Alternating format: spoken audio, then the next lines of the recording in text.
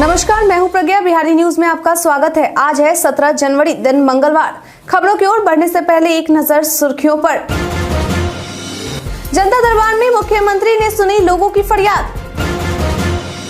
अब घर पहुंचकर बिहार सरकार कराएगी जरूरी काम। राज्य के सभी महिला थाने होंगे सुविधाओं से लैस। जेईई मेन परीक्षा बिहार के इन जिलों में होगी आयोजित। टीम इंडिया ने एक मैच में बनाए 5 बड़े रिकॉर्ड्स। अब चलिए बढ़ते हैं बिहार के अब तक की 25 बड़ी खबरों की ओर विस्तार से। एलआईसी ने 300 रिक्तियों के लिए भर्ती अधिसूचना जारी किया। Life insurance corporation of India ने असिस्टेंट एडमिनिस्ट्रेटिव ऑफिसर के कुल मिलाकर 300 रिक्त पदों पर भर्ती के लिए रिक्रूटमेंट नोटिफिकेशन जारी किया है।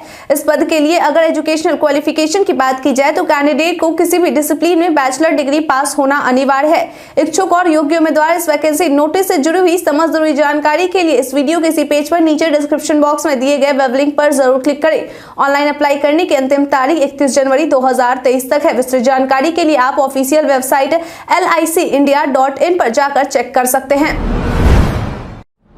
जनता दरबार में मुख्यमंत्री ने सुनी लोगों की फरियाद। बीते दिन मुख्यमंत्री नीतीश कुमार का जनता दरबार देश रत्न मार्ग स्थित मुख्यमंत्री सचिवालय परिसर में आयोजित किया गया था, जिसमें मुख्यमंत्री के द्वारा कुल 42 लोगों की फरियाद सुनी गई और उसका समाधान निकाला गया। बता दें कि इस दौरान मुख्यमंत्री नीतीश कुमार के सामने सामान्य प्रशासन विभाग, ग्रामीण विकास विभाग, ग्रामीण कार्य विभाग, पंचायती राज विभाग, ऊर्जा विभाग, पथ निर्माण विभाग, लोक स्वास्थ्य अभियंत्रण विभाग, कृषि विभाग समेत अन्य विभाग से जुड़े फरियादी अपना फरियाद लेकर पहुंचे थे। इसमें से रोहतास जिले के आए एक फरियादी ने मुख्यमंत्री से कहा कि मेरे द्वारा सामुदायिक शौचालय का निर्माण करवाया गया था, लेकिन अब तक उसका बकाया राशि का भुगतान नहीं किया गया है। जिसके बाद मुख्यमंत्री ने संबंधित विभाग को इस मामले पर कार्रवाई करने का निर्देश दिया।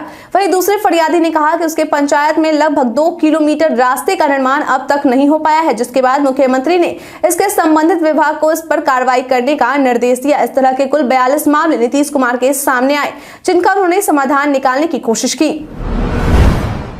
बिहारी पहचान में आज हम बात करेंगे कृष्ण सिंह के बारे में। कृष्ण सिंह बिहार के प्रथम मुख्यमंत्री तथा अधिवक्ता थे। ये बिहार केसरी के नाम से भी प्रसिद्ध है। डॉक्टर राजेंद्र प्रसाद तथा अनुग्रह नारायण सिन्हा के साथ वे भी आधुनिक बिहार के निर्माता के रूप में जाने जाते हैं। ये 1937 में केंद्रीय असेंबली के और 1937 में ही बिहार असेंबली के सदस्य चुने गए। 1937 के प्रथम कांग्रेस मंत्रिमंडल में यह बिहार के मुख्यमंत्री बने। 1939 में द्वितीय विश्व युद्ध आरंभ होने पर कृष्ण सिंह के मंत्रिमंडल ने त्याग पत्र दे दिया। 1941 के व्यक्तिगत सत्याग्रह के लिए गांधी जी ने सिंह को बिहार का प्रथम सत्याग्रही नियुक्त किया था। 1946 में कृष्ण सिंह फिर बिहार के मुख्यमंत्री बने और 1961 तक मृत्यु पर्यंत इस पद पर बने रहे। इनके कार्यकाल में बिहार में महत्व के अनेक कार्य हुए। जमींदारी प्रथा समाप्त हुई, सिंदरी का खाद्य कारखाना, बरौनी का तेल शोधक कारखाना, मोकाना में गंगा पर पुल इनमें से विशेष उल्लेखनीय हैं।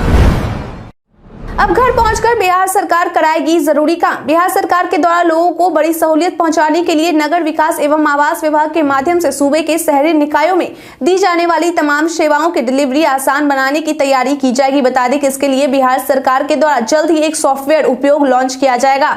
यह software national urban digital mission के तहत तैयार किया जाएगा, जिसके बाद शहरी सुविधाओं को पाने के लिए लोगों को बार बार कार्यालय जाने की जरूरत नहीं पड़ेगी। आपकी जानकारी के लिए बता दें कि इस सॉफ्टवेयर उपयोग का उद्देश्य शहरी प्रशासकीय व्यवस्था को डिजिटल करना और आम लोगों को तकनीक की सुविधा देना है। इस काम को 2 चरणों में पूरा किया जाएगा। ब्लैक बॉक्स से पता चलेगा कैसे हुआ नेपाल विमान हादसा। रविवार को पोखरा में हुए विमान दुर्घटना में कुल 72 लोगों के मारे जाने की आशंका है। हालांकि अभी तक इस घटना में 68 लोगों की मारे जाने की पुष्टि हो गई है। वहीं इस दुर्घटना को लेकर काठमांडू में हवाई अड्डे के अधिकारी शेरबात ठाकुर के द्वारा यह जानकारी दी गई है कि रेस्क्यू ऑपरेशन टीम को दुर्घटनाग्रस्त विमान का ब्लैक बॉक्स मिला है, जिससे अब यह पता लगाना आसान होगा कि हादसा कैसे घटित हुआ। वहीं इस घटना को लेकर नेपाल के प्रधानमंत्री पुष्प कमल दहल के द्वारा आपातकालीन बैठक बुलाई गई थी और इसके साथ ही देश के गृह मंत्रालय सुरक्षा कर्मियों और सभी सरकारी एजेंसियों को तत्काल बचाव और राहत अभियान चलाने का निर्देश दिया गया है। जेईई मेन परीक्षा बिहार के इन जिलों में होगी आयोजित। जेईई मेन पहले चरण की परीक्षा की शुरुआत 24 जनवरी से शुरू हो रही है, जो कि 31 जनवरी तक चलेगी। बता दें कि नेशनल टेस्टिंग एजेंसी यानी कि एनटीए के द्वारा इस परीक्षा को आयोजित करने के लिए दूसरे राज्य के अलावा बिहार राज्य के 30 जिलों को चुना गया है। उनमें पटना, अररिया, भोजपुर, अरवल, औरंगाबाद, बांका, वैशाली, पश्चिमी चंपारण, बेतिया, कैमूर, भभुआ, भागलपुर, दरभंगा, गया, गोपालगंज, वैशाली, हाजीपुर, जमुई, कटिहार, खगड़िया, मधेपुरा, मधुबनी, पूर्वी चंपारण, मोतिहारी, मुंगेर, मुजफ्फरपुर, नालंदा, पूर्णिया, समस्तीपुर, रोहतास, सीतामढ़ी, सिवान और सुपौल जिला शामिल है। पटना से दुबई के लिए शुरू होगी वन स्टॉप विमान सेवा। स्पाइस जेट की ओर से पटना से दुबई के लिए वन स्टॉप विमान सेवा शुरू करने जा रही है। बता दें कि इसकी शुरुआत 20 जनवरी से हो रही है। बता दें कि स्पाइस जेट अमृतसर के लिए भी अपनी विमान सेवा शुरू करने वाली है।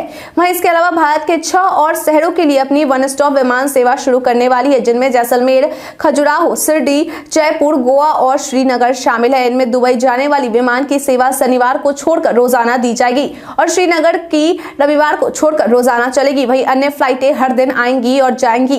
मालूम हो कि दुबई के लिए वन स्टॉप विमान सेवा शुरू होने से दुबई जाने वाले लोगों को काफी राहत मिलेगी। राज्य के सभी महिला थाने होंगे सुविधाओं से लैस। पुलिस मुख्यालय के द्वारा राज्य के सभी 40 महिला थानों को मूलभूत सुविधाओं से लैस करवाने के लिए समीक्षा शुरू कर दी गई है। बता दें कि इस वर्ष इन सभी थानों को 2-2 वाहन मिलेंगे और साथ ही जिस महिला थाना में थाना प्रभारी महिला पदाधिकारी नहीं होंगी, वहां हर हाल में महिला थाना प्रभारी की तैनाती की जाएगी। इसके अलावा आने वाले समय में सभी थानों में महिला बटालियन की आधी टुकड़ी की भी तैनाती की जाएगी। आपकी जानकारी के लिए बता दें कि इन 40 महिला थानों में से 22 थानों के भवन निर्माण का कार्य पूरा हो चुका है, तो वही 18 थानों का भवन निर्माण का कार्य अंतिम चरण में है। इसके साथ ही महिला थानों में शौचालय, पेयजल, बैठक समेत अन्य सभी मूलभूत सुविधाएं भी उपलब्ध कराई जाएंगी।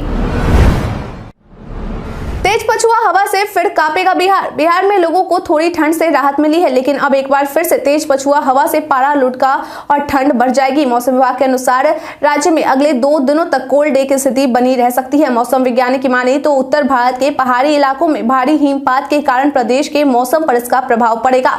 अगले 3 दिनों के दौरान दिन व रात के तापमान में 4 से 6 डिग्री सेल्सियस की गिरावट आने से कई जिले शीतलहर की चपेट में आ सकते हैं। वहीं कोहरे की चादर में पूरा प्रदेश लिपटा रहेगा। बिहार कृषि विश्वविद्यालय के मौसम विभाग ने ठंड को लेकर अलर्ट जारी दिया है। उत्तर पश्चिम आर्कटिक से ठंडी जेट स्ट्रीम दिल्ली होते हुए उत्तर प्रदेश और बिहार में प्रवेश कर रही है। बर्फीली हवाओं की वजह से धूप का असर कम होगा। वातावरण में नमी रहेगी, जिसके कारण दिन के साथ रात के तापमान में भी गिरावट होगी। आत्मसमर्पण करने वाले नक्सली के लिए बिहार सरकार ने बनाया ये प्लान। बिहार सरकार के द्वारा उन नक्सलियों के लिए प्लान बनाया गया है जो खुद को आत्मसमर्पण कर देते हैं। बता दें कि योजना के तहत अब आत्मसमर्पण करने वाले नक्सलियों को बिहार सरकार रोजगार मुहैया कराएगी और उन्हें सुरक्षा गार्ड या वाहन चालक जैसी नौकरियां देने पर विचार करेंगी। इसके लिए पिछले दिनों गृह विभाग में अधिकारियों के द्वारा एक बैठक भी आयोजित की गई थी। जानकारी के लिए बता दें कि सरकार के इस योजना से नौहट्टा, रोहतास, शिवसागर, राजपुर, चेनारी थाना क्षेत्र के उन नक्सलियों को काफी राहत मिलेगी जिन्हें आत्मसमर्पण करने के बाद रोजगार का कोई साधन नहीं पता है। मालूम हो कि नक्सलियों का आत्मसमर्पण कराने का यह अभियान वर्ष 2008 से चल रहा है। लंपी स्किन वायरस को लेकर कई जिले रेड जोन घोषित। बिहार में लंपी वायरस के बढ़ते संक्रमण को देखते हुए पशुपालन निदेशालय के द्वारा आदेश जारी कर यह कहा गया है कि राज्य में दूसरे राज्य से आने वाले पशुओं को 14 दिनों के लिए क्वारंटाइन में रखा जाएगा और उसके बाद ही उन्हें दूसरे पशुओं के साथ रखा जाएगा। बता दें कि हाल ही में बिहार के कैमूर में इस वायरस के कारण 2 गायों की मौत हो गई है, जिसकी वजह से राज्य के कुछ जिलों को रेड जोन में रख दिया गया है। बता दें कि जिन जिलों को रेड जोन में रखा गया है उनमें बक्सर, कैमूर, दरभंगा, पटना, पूर्णिया, नालंदा, गया, नवादा, शेखपुरा और जहानाबाद शामिल है। इतने लोगों का मुफ्त में होगा मोतियाबिंद का इलाज। उप मुख्यमंत्री सह स्वास्थ्य मंत्री तेजस्वी प्रसाद यादव के द्वारा घोषणा करते हुए यह जानकारी दी गई थी कि फरवरी मार्च में लाखों लोगों का मोतियाबिंद का निःशुल्क ऑपरेशन करवाया जाएगा। बता दें कि स्वास्थ्य सचिव सह राज्य स्वास्थ्य समिति के कार्यपालक निदेशक संजय कुमार सिंह को पत्र लिखकर इस बारे में जानकारी दी गई है, जिसके बाद अब स्वास्थ्य विभाग के द्वारा अधिक से अधिक लोगों का ऑपरेशन करने का योजना बना लिया गया है। इसके लिए विभाग के द्वारा जिलों के स्वास्थ्य अधिकारियों से आधारभूत संरचना का ब्यौरा मांगा गया है। वहीं अब इस बारे में आगे की रणनीति 19 जनवरी को तय की जाएगी और यह निर्णय लिया जाएगा कि 1 लाख से अधिक लोगों का ऑपरेशन कैसे किया जाए। उद्योग लगाने के लिए 10 लाख तक का लोन देती है बिहार सरकार, ऐसे करे आवेदन। बिहार के मुख्यमंत्री के द्वारा मुख्यमंत्री उद्यमी योजना की शुरुआत की गई है, जिसके तहत सरकार का उद्देश्य व्यवसाय स्थापित करने में मदद करना है, जिससे राज्य में बेरोजगारी दर कम हो सके। बता दें कि इस योजना के तहत सरकार की ओर से 10 लाख रुपए तक का लोन 0% ब्याज दर के साथ मुहैया कराया जाता है। वहीं इस लोन के बदले लाभार्थियों को केवल 5 लाख रुपए 84 किस्तों में सरकार को वापस करने पड़ते हैं। इस योजना में आवेदन करने वाले इच्छुक व्यक्ति या पार्टनर मुख्यमंत्री उद्यमी योजना की आधिकारिक वेबसाइट udyami.bihar.gov.in पर जाकर ऑनलाइन फॉर्म भर सकते हैं। हालांकि इसमें आवेदन करने के लिए कुछ शर्तें रखी गई हैं, जिसकी जानकारी आप वेबसाइट से ले सकते हैं। बिहारी पर्यटन में आज हम बात करेंगे इको पार्क के बारे में। राजधानी वाटिका, जिसे इको पार्क के रूप में भी जाना जाता है, पटना बिहार में स्टैंड रोड पर स्थित एक पार्क है। पर्यावरण और वन विभाग बिहार की एक पहल के बाद इस पार्क का उद्घाटन अक्टूबर 2011 में बिहार के मुख्यमंत्री नीतीश कुमार द्वारा किया गया था। इस क्षेत्र में 1445 मीटर का मार्ग, एक बच्चों का कोना और 1191 मीटर का जॉगिंग ट्रैक है। इसे पटना चिड़ियाघर के भार को कम करने के लिए विकसित किया गया है। पार्क 9.18 हेक्टेयर भूमि में फैला हुआ है, जिसमें 2 झीलें शामिल है। हर महीने लगभग 90,000 से 1 लाख लोग आते हैं। सामान्य दिनों में औसत दैनिक आगंतुक संख्या 3,000 और 5,000 के बीच होती है। रविवार और विशेष दिन बड़ी संख्या को आकर्षित करते हैं। जनवरी 2014 को 42,350 आगंतुकों के साथ पार्क में अधिकतम संख्या में पर्यटक आए। आरजेडी ऑफिस में सुनवाई कार्यक्रम आज 17 जनवरी यानी कि आज बिहार के उप मुख्यमंत्री तेजस्वी यादव की पहल पर आरजेडी की ओर से चल रहे सुनवाई कार्यक्रम आरजेडी ऑफिस में की जाएगी। बता दें कि आज के सुनवाई कार्यक्रम में सहकारिता विभाग के मंत्री सुरेंद्र यादव और आपदा विभाग के मंत्री शाहनवाज आलम कार्यकर्ताओं से मिलेंगे और दोनों विभागों से जुड़ी समस्याओं को हल करेंगे। आपकी जानकारी के लिए बता दें कि सुनवाई कार्यक्रम में अपनी परेशानी को बताने के लिए सबसे पहले पूर्वाह्न 10 बजे से दोपहर 12 बजे के बीच उपस्थित होकर अपना रजिस्ट्रेशन करवाना होगा और उसके बाद दोपहर 1 बजे से 3 बजे तक दोनों मंत्री बारी बारी से समस्याओं को सुनेंगे और उस पर आवश्यक कार्रवाई का निर्देश देंगे।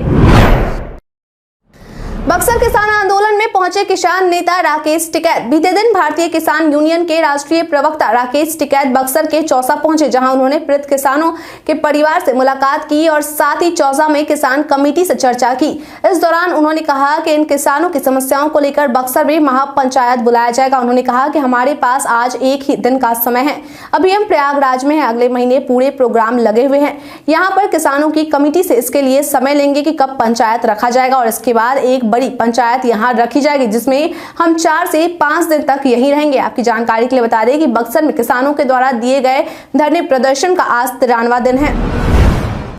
बक्सर मामले पर खुलकर बोले पप्पू यादव। तेजस्वी यादव को दी नसीहत। बीते दिन सोमवार को जन अधिकार पार्टी के राष्ट्रीय अध्यक्ष और पूर्व सांसद पप्पू यादव ने बक्सर जिले में जमीन अधिग्रहण मामले पर खुलकर बोला और साथ ही उप मुख्यमंत्री तेजस्वी यादव को नसीहत भी दे दी। उन्होंने कहा कि बक्सर में 6 लेन सड़क के निर्माण को लेकर जमीन अधिग्रहण मामले में 70 से 75% का पैसा गबन किया गया है। मैंने प्रधानमंत्री, होम मिनिस्टर, अपराध शाखा, भारत सरकार और मुख्यमंत्री को पत्र लिखकर जांच की मांग की है। इसके साथ ही बक्सर के तत्कालीन डीएम मुकेश के आत्महत्या मामले की सीबीआई जांच भी करवाई जाए। उन्होंने कहा कि नीतीश कुमार और तेजस्वी यादव को महागठबंधन को मजबूत बनाए रखने के लिए सुधाकर सिंह और शिक्षा मंत्री प्रोफेसर चंद्रशेखर जैसे नेताओं पर कार्रवाई करनी चाहिए।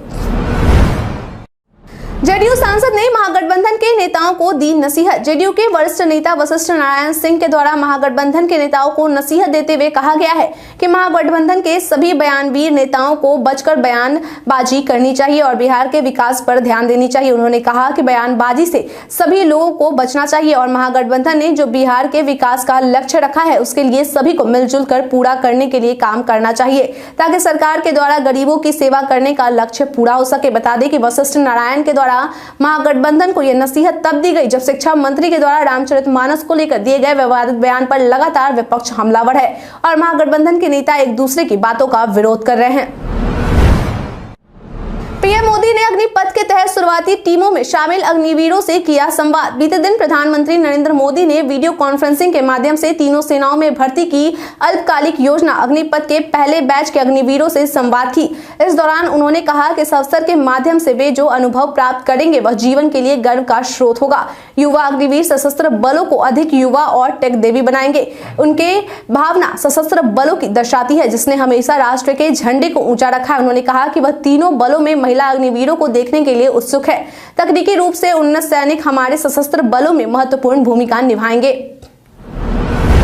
टीम इंडिया ने एक मैच में बनाए 5 बड़े रिकॉर्ड। श्रीलंका के खिलाफ खेले गए वनडे के तीसरी मैच में भारत ने 5 बड़े रिकॉर्ड्स तोड़े हैं। बता दें कि इस मैच में विराट कोहली ने 110 गेंदों पर 166 रनों की पारी को खेलते हुए भारतीय सरजमी पर 21वां शतक लगाया और सचिन तेंदुलकर के 20 शतक के रिकॉर्ड को पीछे छोड़ दिया। इसके साथ ही विराट कोहली वनडे क्रिकेट में रन बनाने के लिहाज से महिला जयवर्धने से आगे निकल गए हैं। अब विराट के नाम 259 इनिंग में 12,754 रन है। विराट कोहली का श्रीलंका के खिलाफ 11वां शतक था, जो किसी टीम के खिलाफ सर्वाधिक है। इसके साथ ही कोहली सबसे ज्यादा नवाज शतकीय पारी खेलने वाले बल्लेबाज बन गए हैं। विराट के नाम कुल 16 शतक हैं। इन सब के अलावा इस मैच में भारत ने श्रीलंका को 317 रन के बड़े अंतर से हराया और 300 या इससे ज्यादा रन से जीत दर्ज करने वाली टीम बनी।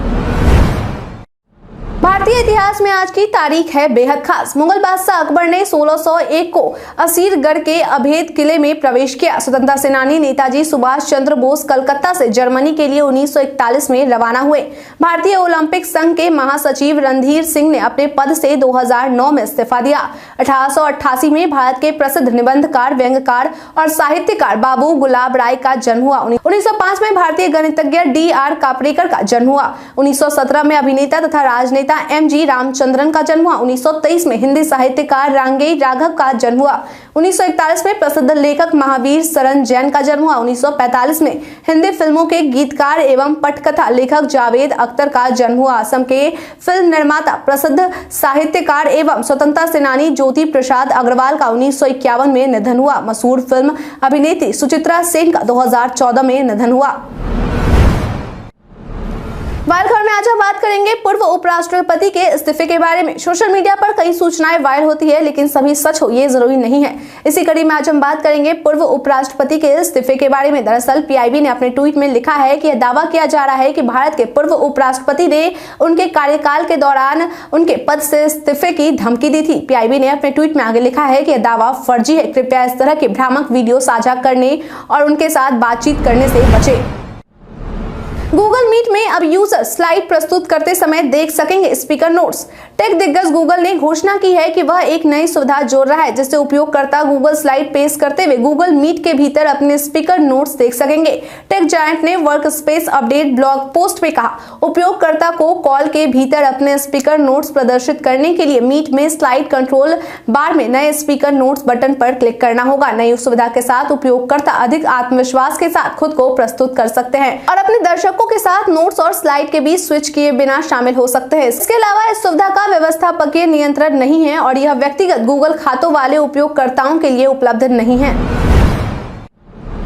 रामचरितमानस पर हुए विवादित बयान को लेकर कांग्रेस का बयान आया सामने। बिहार के शिक्षा मंत्री प्रोफेसर चंद्रशेखर के द्वारा रामचरितमानस पर दिए गए विवादित बयान को लेकर एक तरफ जहां विपक्ष हमलावर है, तो दूसरी ओर जेडीयू का रुख भी आरजेडी के खिलाफ दिख रहा है। वहीं अब इस कड़ी में कांग्रेस का भी बयान सामने आ गया है। बता दें कि प्रदेश अध्यक्ष अखिलेश सिंह के द्वारा कहा गया है कि रामायण में जो मर्यादा पुरुषोत्तम राम का आदर्श व्यक्तित्व था, उसे सीखने समझने का मौका मिलता है। सब लोग उसी रास्ते पर चलना चाहते हैं। बाकी अभिव्यक्ति की आजादी है। कोई कुछ बोल रहा है, हम लोग को कुछ नहीं बोलना है, लेकिन मेरा स्टैंड साफ है। मैं रामायण को हर व्यक्ति और हर घर से जुड़ा मानता हूं। बीजेपी की ओर से शिक्षा मंत्री के इस्तीफा मांगने का कोई मतलब नहीं है। मुजफ्फरपुर के निर्देशक अभिषेक ढंडारिया की वेब सीरीज फिजिक्स वाला ने मचाई धूम। मुजफ्फरपुर के निर्देशक अभिषेक ढंडारिया की वेब सीरीज फिजिक्स वाला का अमेजन टीवी पर धूम मचा हुआ है। बता दें कि इस वेब सीरीज को दर्शकों के द्वारा खूब पसंद किया जा रहा है। यही वजह है कि यह सीरीज टीवी के हिंदी शो में फिलहाल चौथे स्थान पर चल रहा है। जानकारी के लिए बता दें कि 6 एपिसोड वाला यह सीरीज फिजिक्स टीचर अलख पांडे के जीवन पर बनाया गया है। वहीं इस फिल्म के निर्देशक अभिषेक ढंडारिया मुजफ्फरपुर के व्यवसायी पवन ढंडारिया के पुत्र है। यह उनकी पहली वेब सीरीज है। वही आने वाले समय में वह जल्द ही 2 और अन्य वेब सीरीज पर काम शुरू करने वाले हैं। बीते दिन हमारे द्वारा पूछे गए सवाल का आप लोगों में से बहुत लोगों ने अपना जवाब हमें हमारे कमेंट सेक्शन बॉक्स में लिख कर दिया था। जिन्होंने हमारे द्वारा पूछे गए सवाल का जवाब दिया है उनके नाम है कुश कुमार यादव, पंकज कुमार, नुसरत बनो, मृत्युंजय कुमार, रविशंकर, कुमारी संजना, नुनू गोलू कुमार, वेद प्रकाश सिंह, उमेश ऋषिदेव, अमन कुमार महतो, आकाश कुमार, मोहम्मद सालमन, अभिषेक कुमार रॉय, शंकर मुखिया, अतीक खान, इसके साथ ही बढ़ते हैं आज के सवाल की ओर। आज का सवाल है, हाल ही में समाप्त हुए श्रीलंका के खिलाफ वनडे सीरीज में आपके अनुसार किस खिलाड़ी का प्रदर्शन सबसे अच्छा रहा? आप अपना जवाब हमें हमारे कमेंट सेक्शन में लिखकर जरूर बताएं। आज के लिए इतना ही। बिहार के तमाम खबरों के साथ बने रहने के लिए देखते रहें बिहारी न्यूज। और साथ ही अगर आप यूट्यूब से देख रहे हैं तो चैनल को सब्सक्राइब करना, और अगर आप फेसबुक से देख रहे हैं तो पेज को फॉलो करना ना भूलें। धन्यवाद।